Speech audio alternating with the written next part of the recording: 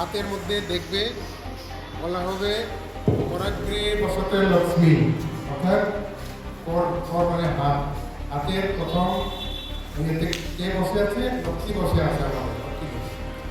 কর মধ্যে সরস্বতী, আর সরস্বতী কোথায় বসে আছেন?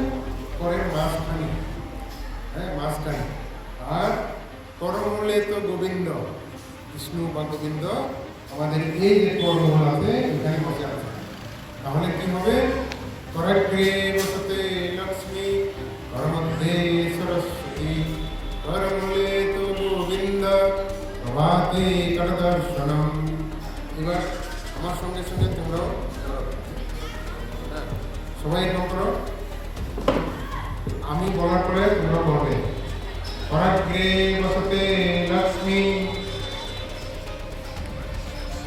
কর মধ্যে সরস্বতী,